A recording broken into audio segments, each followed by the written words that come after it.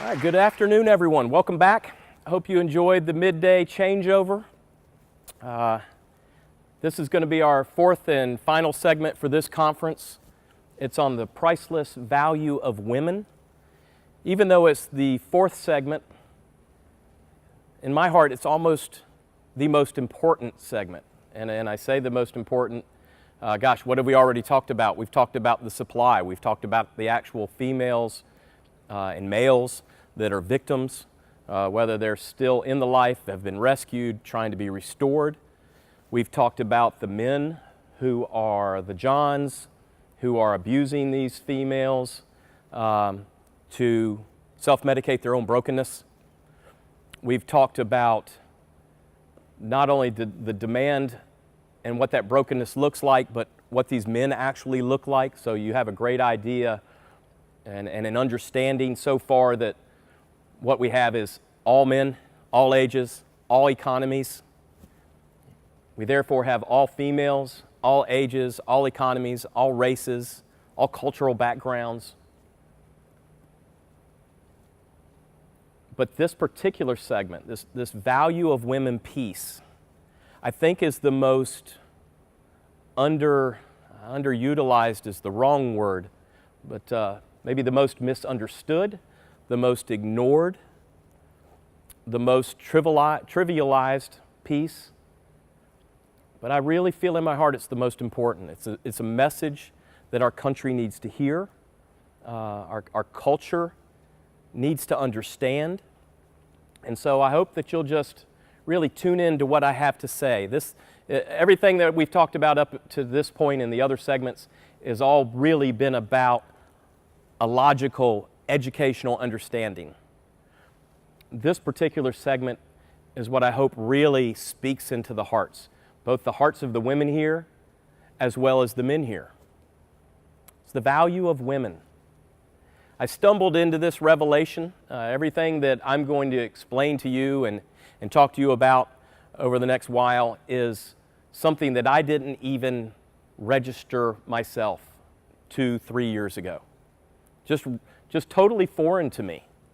And I had been fighting trafficking at that point, 5, almost 6 years. And I just stumbled into this. And I think it's probably best to tell you how I stumbled into it so that you can get your own background into this.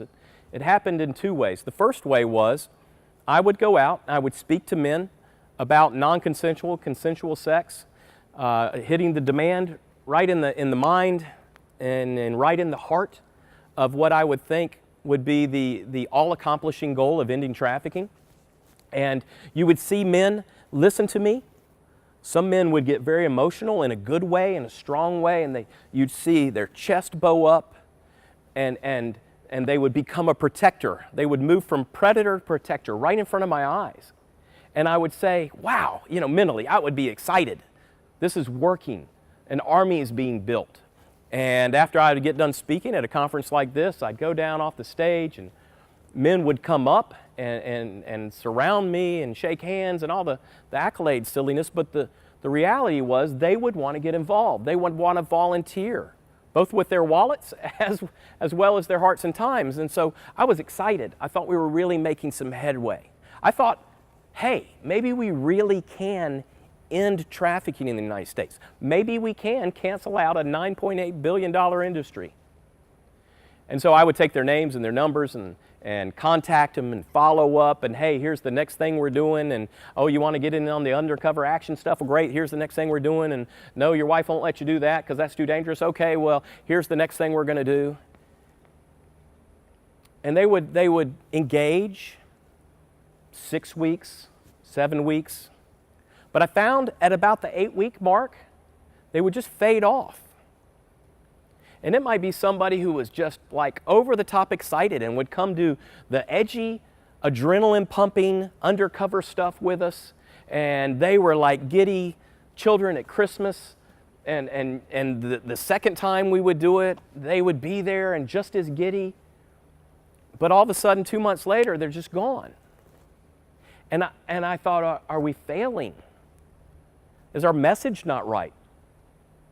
We claim that our nonprofit is Vigilante Truth. We claim we're bringing the truth to today's culture, to today's society. And so I began to question that. Maybe this isn't what I thought it was going to be. Maybe this message isn't the truth. Maybe it's not going to affect people the way I think it'll affect people. And so I was set to speak to a group of women about trafficking. And I started speaking to them, and I heard this word value in my head. And it wasn't some kind of booming God voice from the rafters that said value, but it was a soft, sweet voice that said value. And I just started speaking about the value of women. And as I started speaking about value of women, I was reading the crowd. It was a small group, maybe 30 women. I started reading their faces because really I wasn't even sure what I was talking about. I thought I'd just kind of gone into babbling because I had never spoke on this. I'd never studied it. I didn't understand it. As I said, prior to this event, I'd never even thought about women in this way. In fact, I had thought about women like every other man, and really most women think about themselves. And what that value level would be. But as I began to speak positively about the value of women, I saw an atmosphere shift in the faces of everyone attending. Some were confused, but most were moved. My wife happened to be in that crowd that day. She very rarely comes to hear me. She doesn't want to make my head get any larger than it already is. But she was in that crowd that day, and I looked at her face, and I realized that I was saying things that she had never heard me say. We've been together for decades, high school sweethearts. But not only was I saying things she had never heard me say, but I will tell you this. She was hearing me say the things she had always wanted to hear me say. And all I was doing was talking about the value of women. Fast forward a month or two, I'm in Houston, Texas, and I'm working with an organization there that fights trafficking.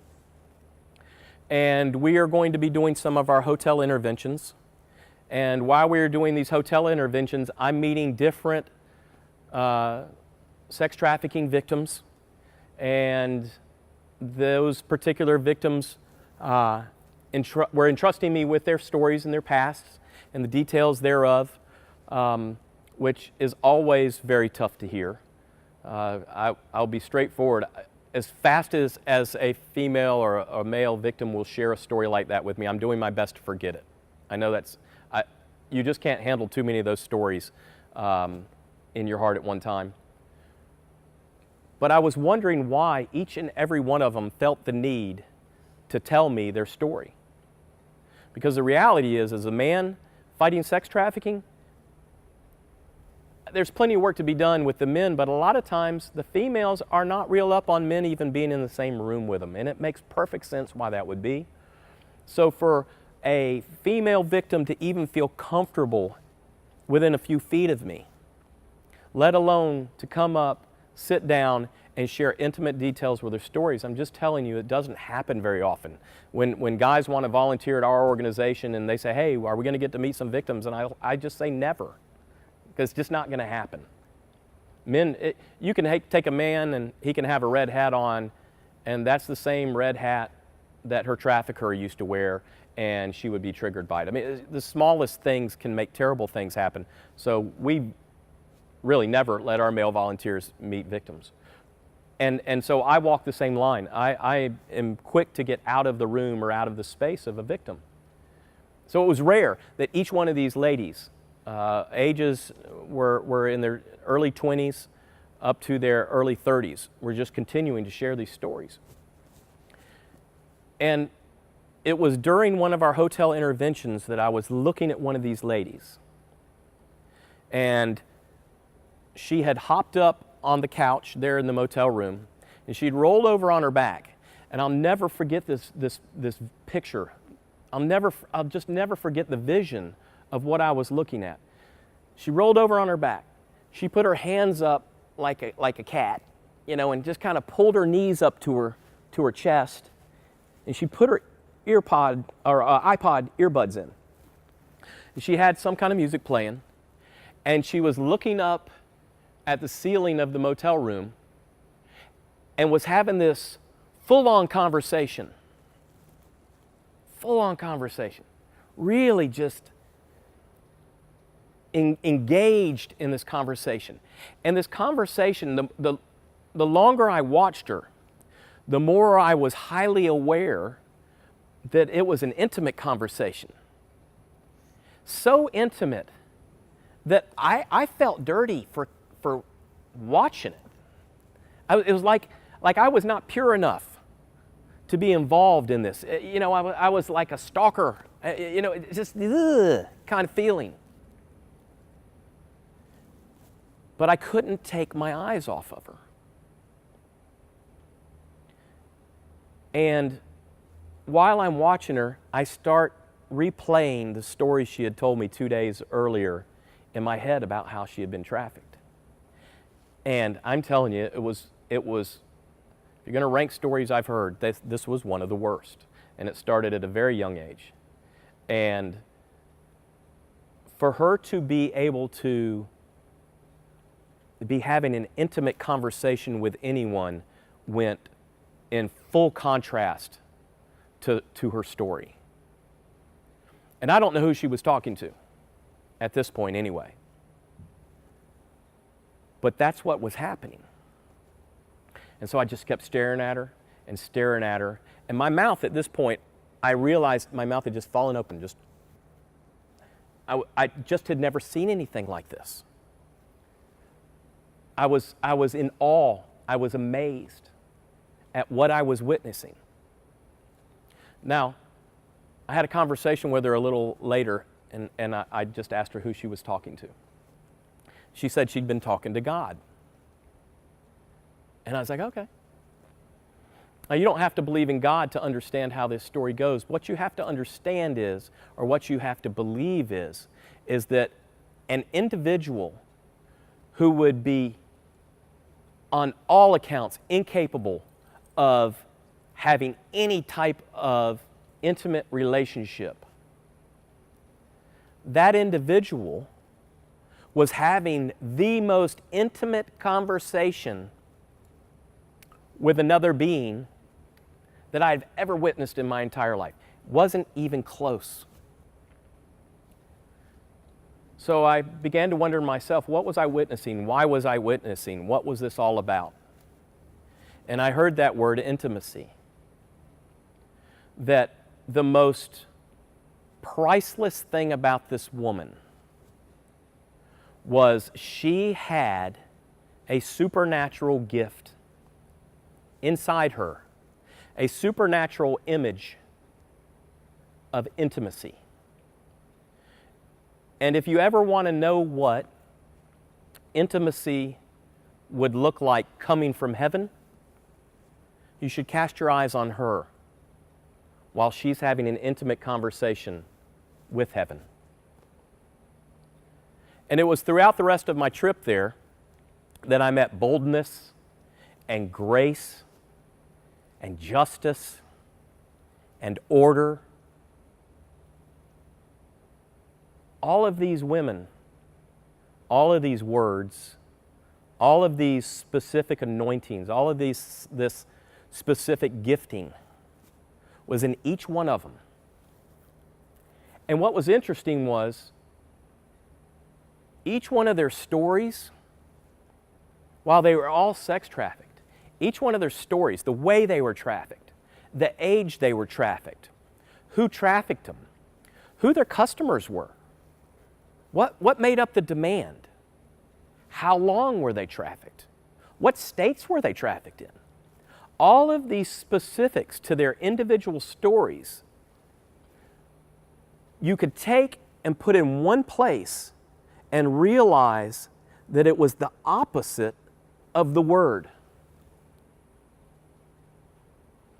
Boldness, she was trafficked in a way that should rip the boldness out of any human individual.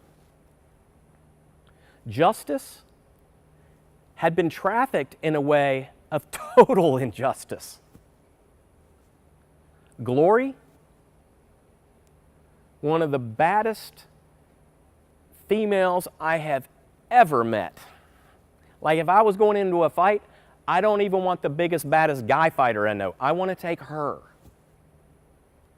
Powerful, glorious woman. But if you listen to her story, she had the power ripped out of her life through trafficking. So that's how it applies to our whole discussion from a trafficking standpoint. I learned these values. I learned this gifting that each woman has through trafficking and my endeavors within it. But on the flight home, I took the time to consider my wife. Is it just trafficked individuals and God has supernaturally made them, revealed their gifts and restored their gifts in supernatural proportions? So much so that if you were around each one of these females that I had met in Texas, you would have never been able to know that they'd been trafficked. And certainly would have never, by meeting this bold young lady, have known she had ever gone through what she had gone through. Or meeting this intimate lady, would have never known what she had gone through. Or meeting this lady of order, would have never understood how wrecked her life would have been. So I asked about my wife on the plane ride home. What about her? What about that? Is it just these sex trafficked women, or what about somebody who's never been trafficked? It's just my wife. Sure enough, the word I heard was covenant. So my wife is an incredible friend. She's loyal to a fault. When she says she will, she will. Thank God for me, because when she said I do, we are married for life.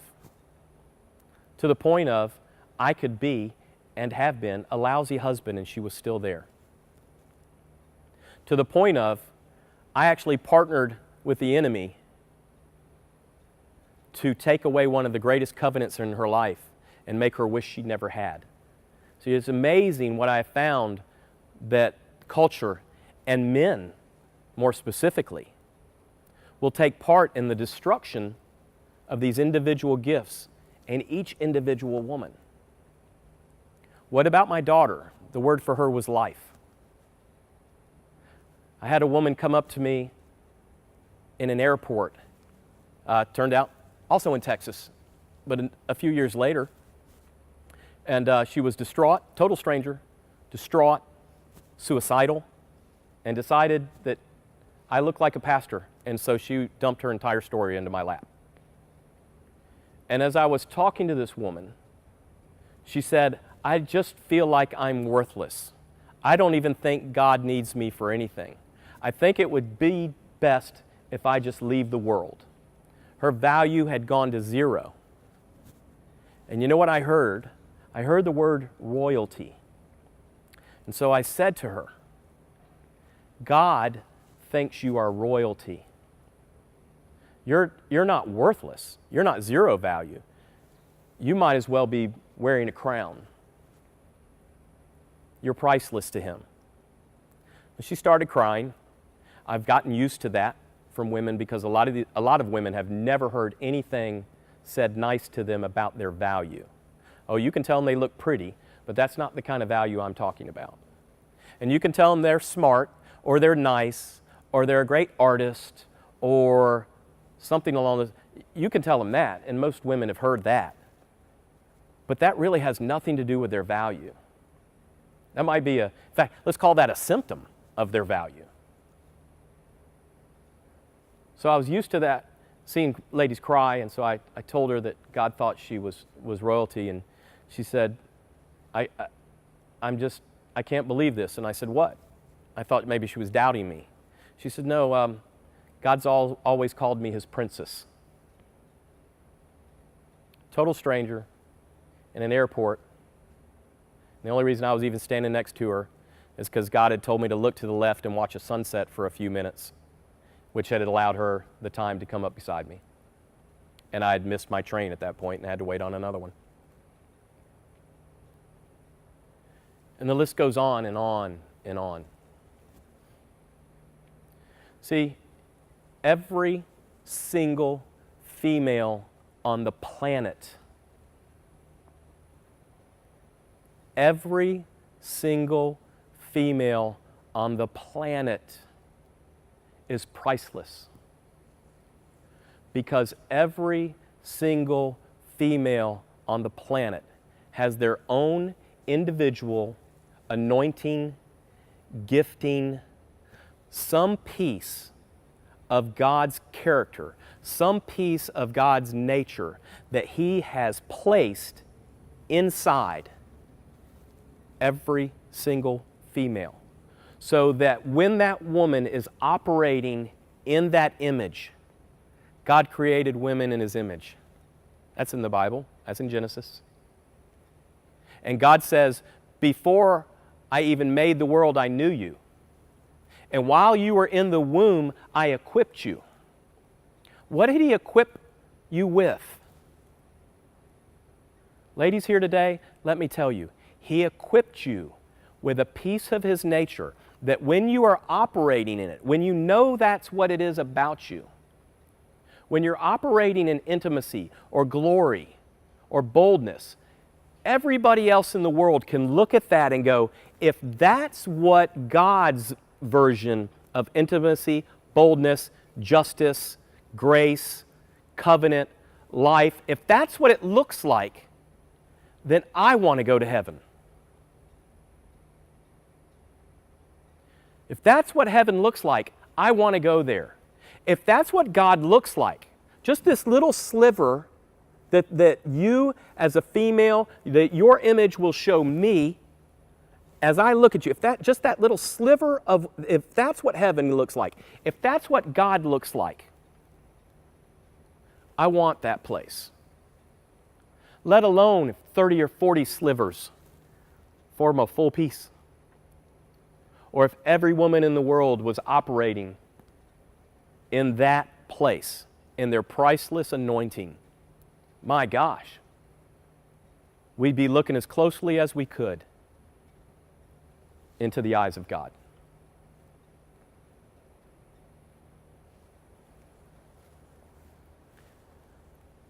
I'm invited to speak, clearly, to a number of different groups. I speak to different, all Christian denominations and non-denominations. I speak at mosques. I speak at tabernacles. I speak to civic groups. I speak to schools. And every time I speak, almost every time, there's going to be a woman in the audience somewhere. Oddly enough, most of the time I'm speaking to a group of men, it's because the lady asked me to. She's probably been there to play hostess to make sure the men stay in the room, don't get too unruly. Most specifically, I was talking to a group of middle school and high school students in North Carolina, and these all-female students were at an inner city school, and, you know, contrary to popular belief, inner city schools are not the only place that trafficking is taking place, but certainly this particular group of girls at this particular school, they would be at risk, you know, whether it's single parents, no parents, homeless, you know, those kind of things that predators would prey on. I was speaking to those girls, and I had all this new information.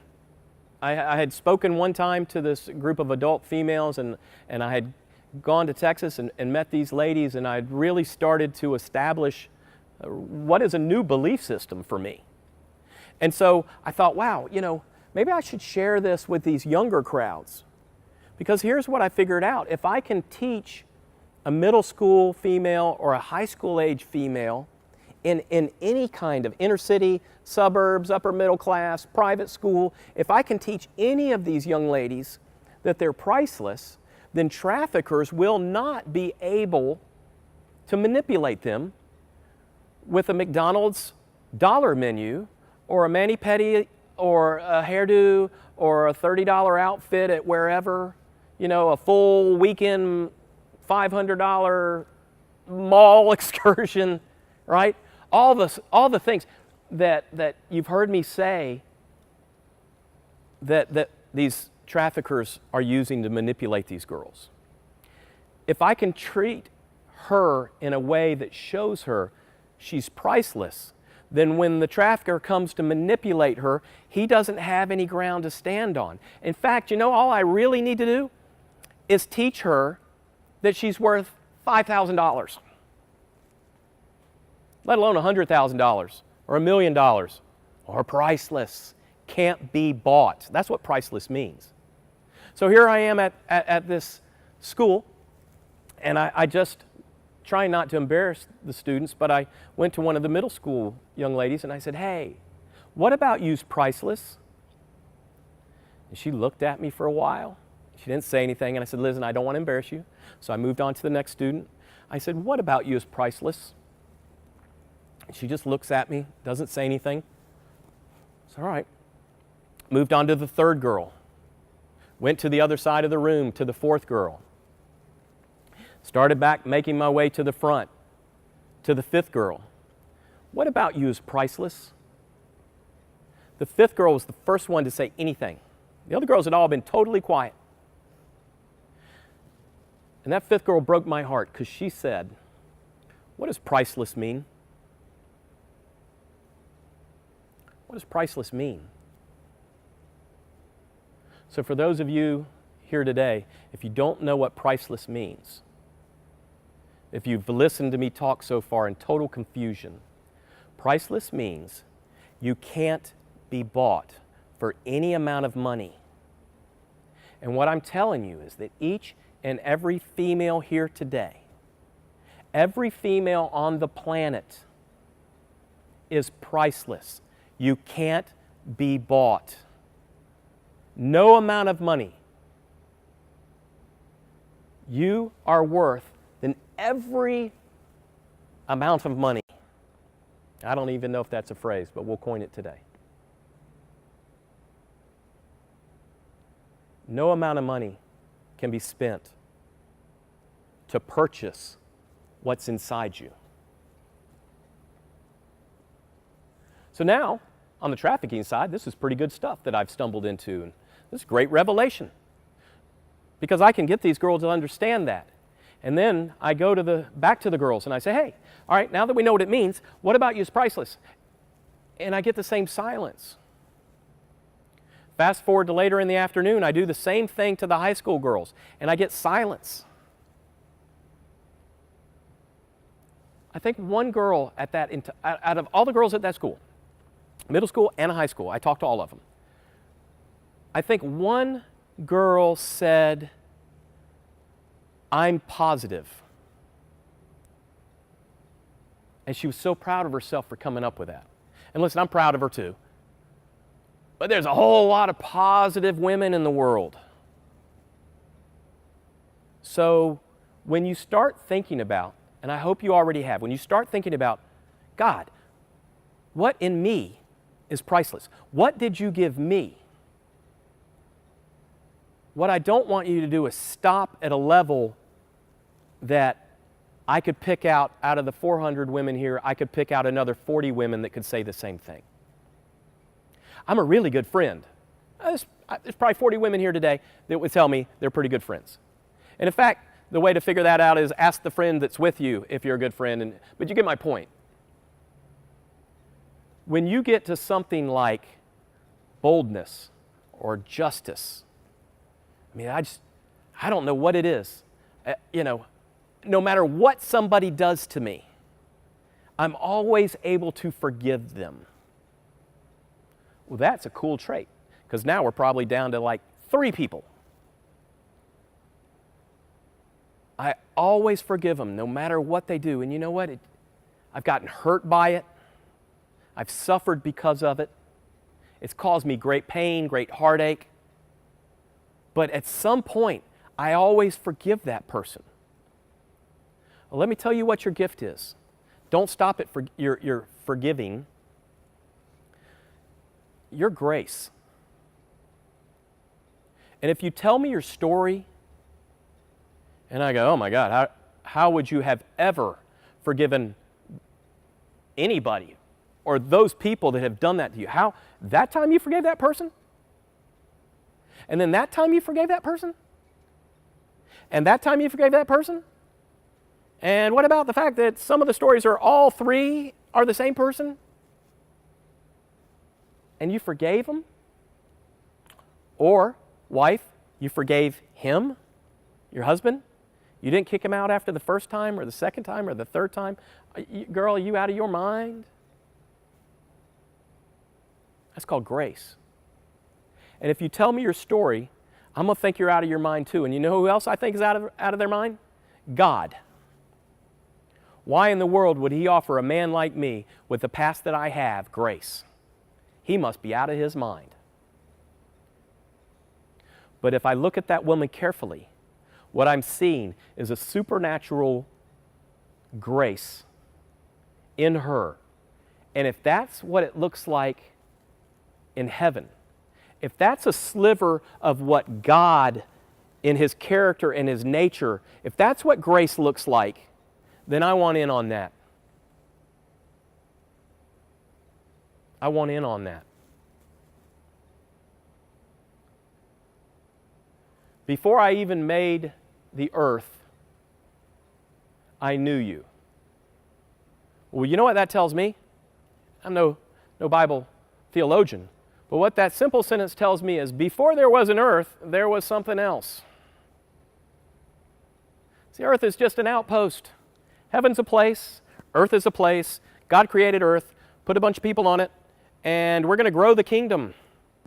That's what kingdoms do. The king sends the armies out, and we're going to get bigger kingdom. God's creating His own next piece of kingdom, and He sends His people over here to make more kingdom.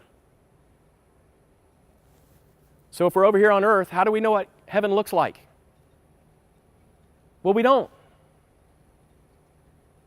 God knew that. He's perfect, last I checked.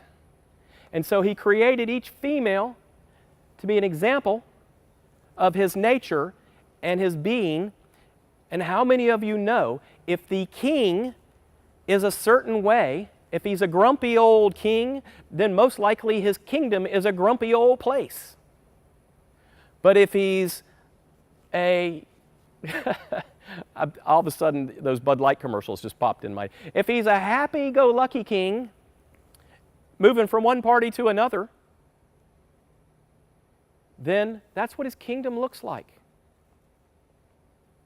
So if I can look at grace, and I can look at boldness, and I can understand covenant, and I can understand intimacy, and I can see glory and power and order and creative works, I understand what that kingdom looks like by looking at every single female operating in her gift and anointing. And that, ladies and gentlemen, is why each female is priceless. And it's why each female has been under attack since her first breath on this planet. Because the last thing the enemy of the king wants to see happen is all of these shining examples of what that kingdom looks like.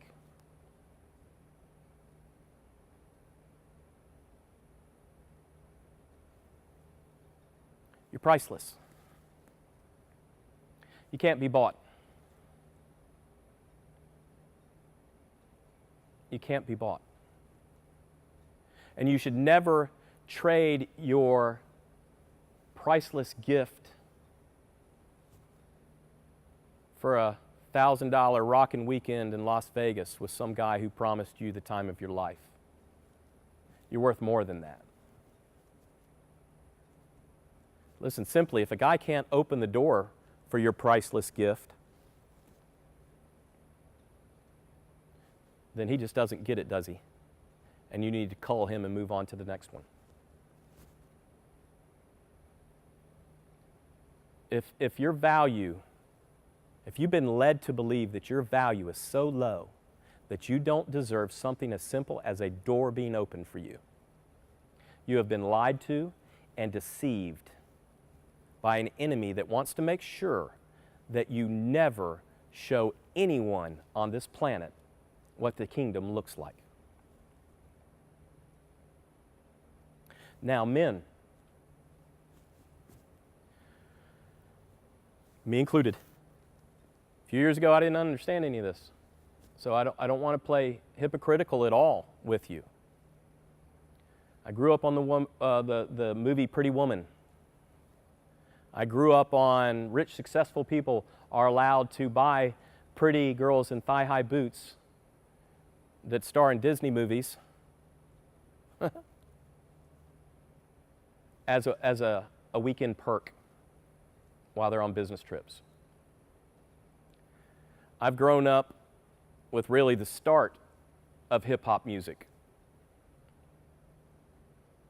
The music out there today is so degrading to females that I can't believe there's a female on the planet that would listen to even the first set of lyrics, let alone, sing the chorus, let alone turn it up in their cars with 1,100 watts of bass. It blows me away. Do they not hear these words?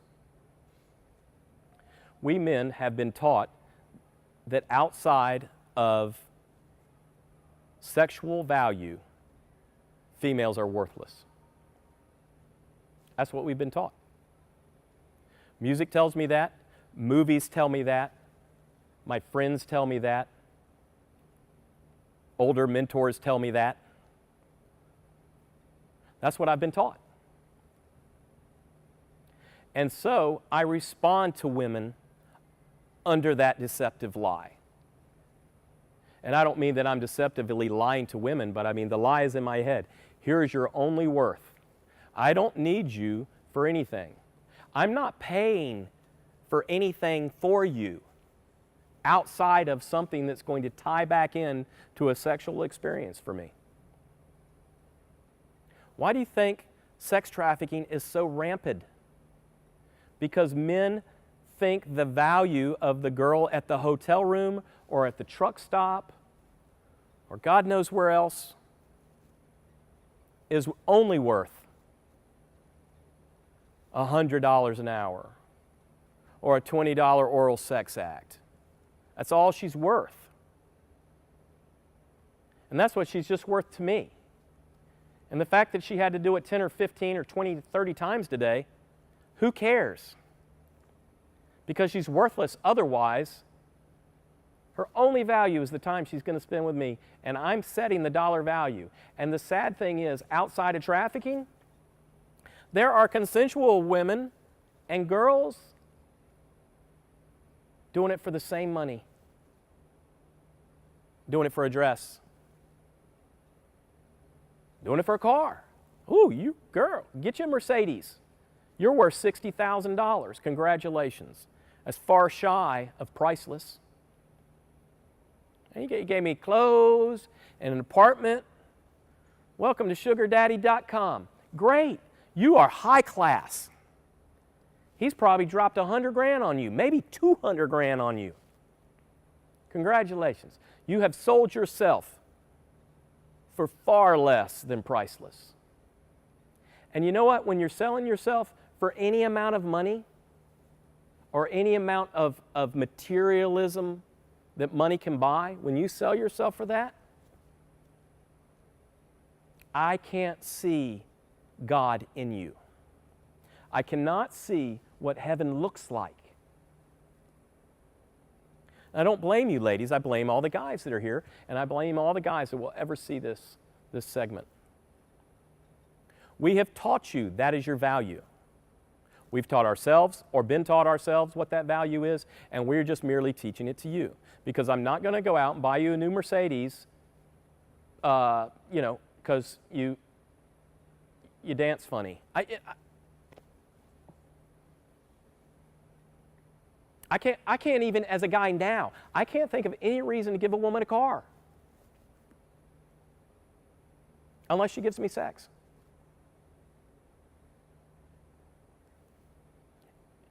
It's an epidemic. Why do I say it's an epidemic? Because I've spoken to high school girls about being priceless, and I've spoken to middle school girls about being priceless. And I've spoken to hundreds of women at one time about being priceless. I spoke to the high school girls in the inner cities. I also spoke to the top 100 leadership girls, middle, upper class, all the smart ones, going places, your future leaders. Maybe one of those girls will end up being president. And I did the same thing to that group of girls. What about you's priceless? And I walked through the auditorium. What about you's priceless? What about you's priceless? What about you's priceless? I don't know, I don't know, I don't know, I don't know. Two best answers I ever received were actually in that group of 100 young ladies. One girl said, I don't know. And her friend said, she's brilliant. And I said, well, what do you mean it's brilliant? And she went on to describe, this girl was just like really smart when it came to science. And biology was her thing. Now, I won't take you all the steps that I took her down, but what we figured out was, you know, she had the nature of our Creator. If a mind can think about something here on this earth in that kind of way, if God is that smart, then I want to be a part of that heaven. And here's what I told that entire group of people. And by the way, it was her friends who determined what was valuable about, or priceless about her, what her worth was, what her value was. She would have never gotten there by herself. She'd already had culture doing everything that it could to hammer that away. She's nerdy. In my day, it was an egghead. I don't know what you harass smart people with now, what term you're going to call them, how you're going to belittle a woman because she's smart. This girl was genius. But culture was going to make sure that she did not exercise that ability. Culture was going to make sure, the enemy was going to make sure that I never had the ability to see that sliver of God's character and His nature and understand what heaven would look like because of it. Here's what I told the other 99 girls in that crowd. I said, what happens? What happens if somebody has cancer? How many people in this room have a family member who has cancer, has died of cancer? Cancer has affected your life in a dramatic way, and really, like, an astounding number of hands went up. And I said, what if this is the young lady who is supposed to cure cancer? And what if she never knows her priceless value? What if she has a boyfriend in high school, and because she doesn't know her value, he's able to trade out whatever for a sexual favor from her? She gets pregnant, she has a child, she doesn't go to college, let alone med school or some scientific whatever.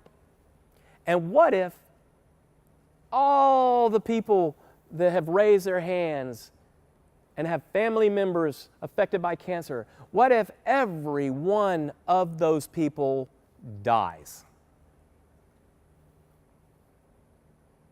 And not only them, but the other million people a year for however many years till somebody else comes along. What about all their deaths?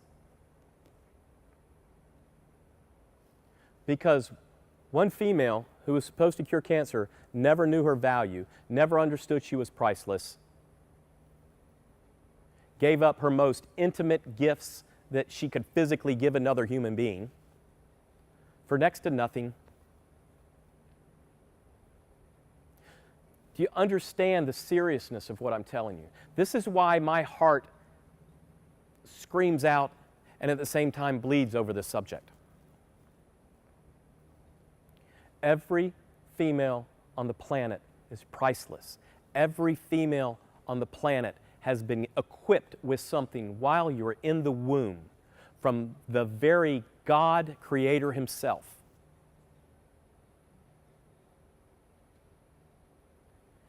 And you know what, men? It's up to us not to partner with the enemy in destroying that gift. It's actually up to us to recognize it, edify it, help it to grow, and protect it. Follow me on this, men. Women, you can take a little break. You'll probably giggle about some of this. Here's what I know about a man. If you go into a man's home, in fact, if you go into my home and you try to steal my LED, big screen, flat screen, special TV, especially during football season, if you try to steal it off the wall in my family room, I will get my Glock and I will drop you dead in the family room so long as I can catch said TV without it breaking. Otherwise, I will ask you to politely put it down and then shoot you. And you know what? Every man in here is giving me this one. Oh yeah, oh yeah. And after I call the police and I go to jail for shooting this man, a jury of my peers will be doing this as well, and I will not go to jail for this. Now, my big screen is only 60 inches, and I got it at Walmart for $346 on sale. So what I'm telling you is, I'm willing to shoot to kill an individual in my family room for $346. And all the guys are doing this. Me too, me too. Here's your Me Too movement.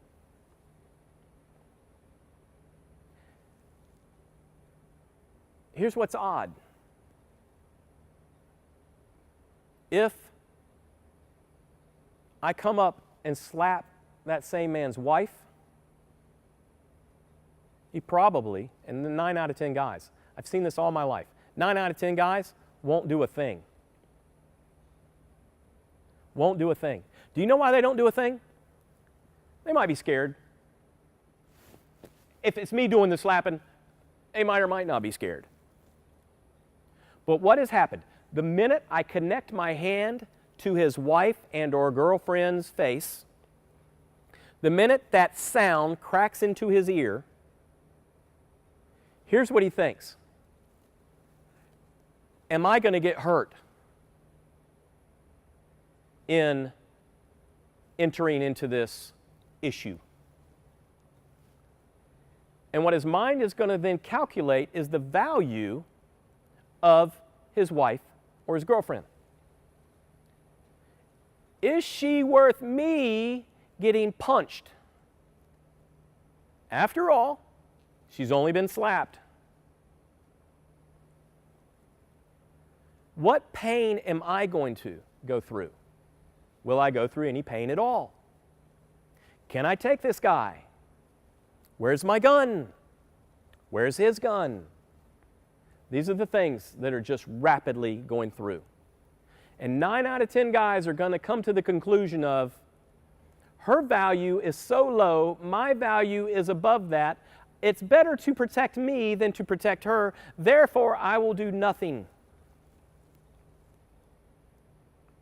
So what this tells me is, all the men who are doing this, yeah, let's kill somebody, man, you take my TV, it's on. $346, I earned that.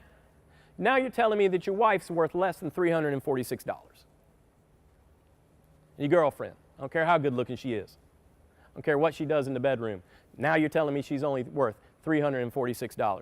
And you know what you just told her? She's only worth $346.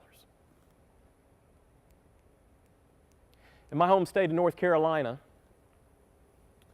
if I hook my rescue dog Molly up to a leash, and I hook that leash to the back of my pickup truck, and I drag her down a street, at the end of the block, I will be arrested for felony animal abuse. Felony animal abuse. If I take the same leash and the same collar and I put it around my wife's neck, and I hook that leash to the same pickup truck, and I start dragging her down the street, do you know what I'm going to be charged with? Most likely, I'll at least plea it down to it, misdemeanor simple assault. What am I going to therefore tell my wife and every other female in my home state of North Carolina?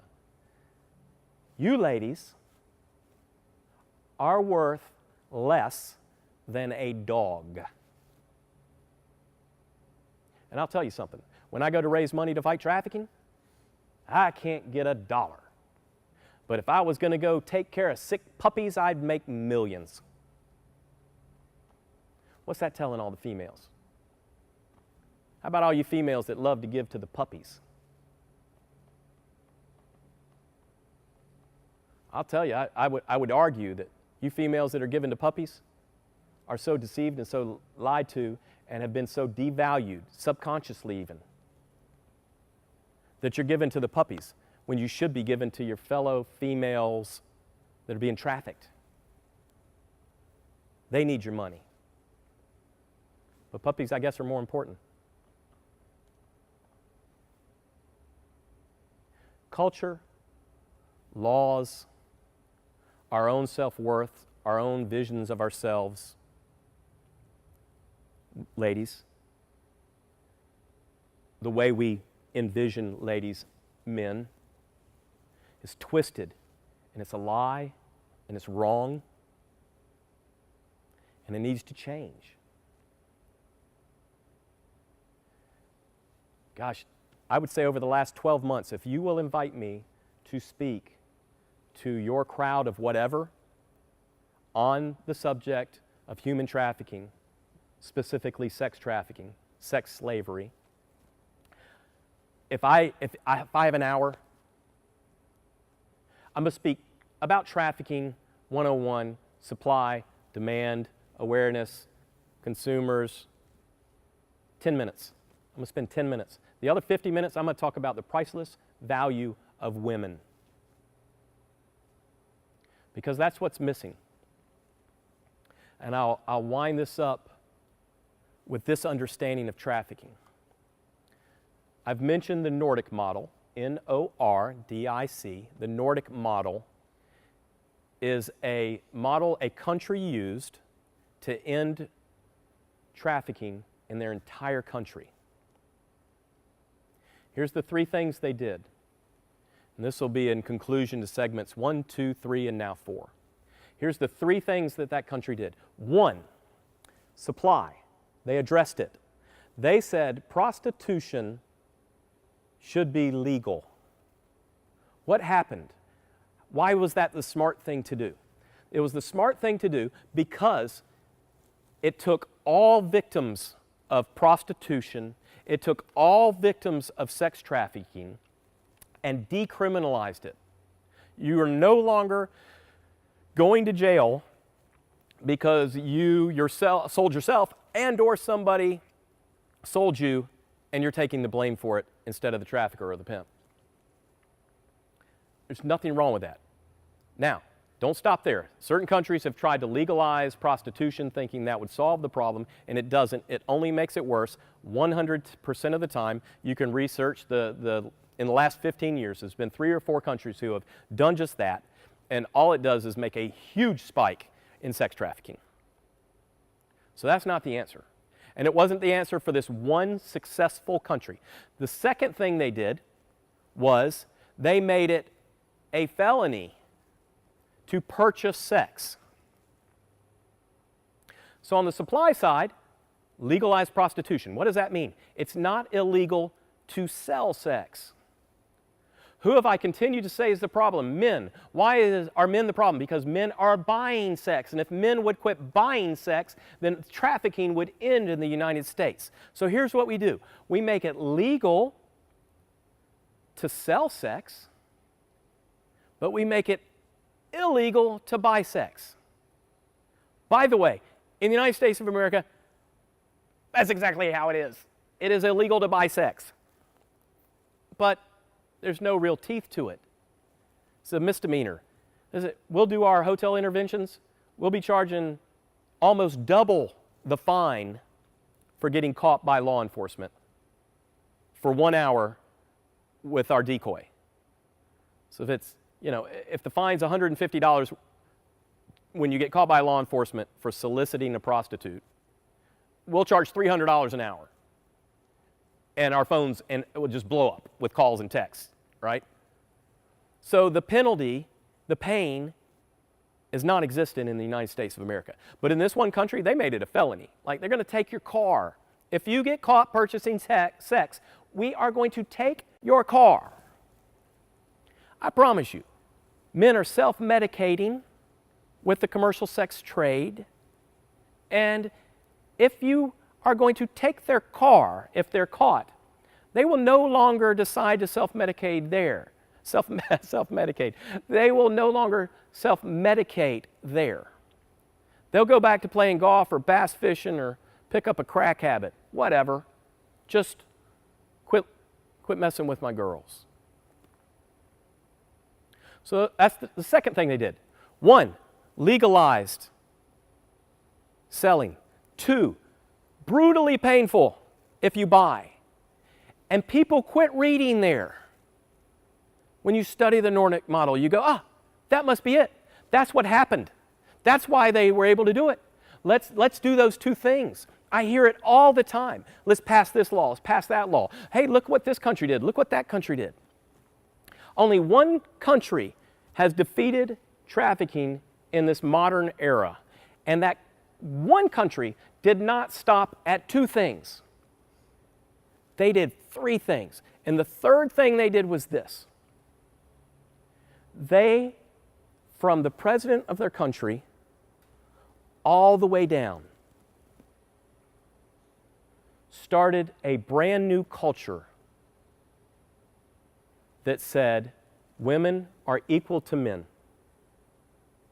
Now listen, over the last couple of years as I've really started studying this, you're going to have a hard time getting me to believe that women are equal to men, because I think women are superior to men. That's just what I'm saying. The more I look at it, from logically, I'd rather have a woman do anything for me than a man, if you want to get it done and get it done the right way. As a side, as a commercial, as a freebie. But this country said, everybody is equal value. Well, men are basically prideful and arrogant in our DNA. And we think pretty highly of ourselves. I have no problem believing I'm priceless, as an example. No problem. My mom and dad have been telling me I could be anything I wanted to be all my life, and I've been proving it all my life. I am priceless. So, for a woman to be equal to me, she must therefore also be priceless. I'm a president of a international corporation. She must also be capable of being a president of a multinational corporation. Follow me here. Men and women are equal. Do you know what that does? No longer, when men truly believe that, no longer can they take advantage of women because they see the value in them. And you know what? Women are now worth more than the $346 TV. So now I'm willing to die for her. Now, I said 9 out of 10 guys, when you slap their wife, would do nothing. What about that 10th guy? Well, what I would tell you is, the 10th guy, he's no knight in shining armor either. The only reason he's going to do something, well, go back to the TV analogy. If you come into my family room and scratch my TV, I'm not going to shoot you, but I am going to beat you stupid. And now the guys are back to this, right? You slap my wife, pretty much you've scratched my TV. So that's my possession, that wife of mine. And you just scratched it. So I'm pretty much going to have to beat the crap out of you. So really, 10 out of 10 men are not defending the woman's honor at all, and or they're just defending their possession. Why? Because they don't understand that women are priceless. So when we say, hey, that wife of mine you just smacked is priceless, it's on. And if you can get an entire culture, and I know that sounds crazy, but one country in this world in the last 15 years has done this. They got their entire culture, their entire country to understand that women are priceless. So no man is going to smack any woman. And if there is an idiot in the crowd who doesn't recognize the priceless value of women, and he's stupid enough to smack her, every other guy in the place realizes that that idiot just smacked this priceless female, and they will beat the crap out of him. Isn't that amazing? So it takes three things. It takes supply efforts. Let's decriminalize the victim. And then let's focus on the demand. At the same time, if you're going to pass a law, pass all this at the exact same time, we're going to make it extremely painful on the buyer. And at the same time, don't pass these two laws unless you're ready to recreate your culture that women are valuable, priceless in all things. And if we do that,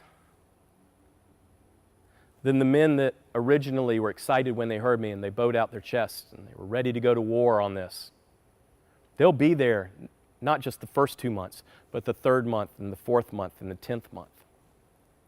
And guys like me, instead of being the worst husband, will recognize the gift and will want to grow that gift and will want to see that gift blossom.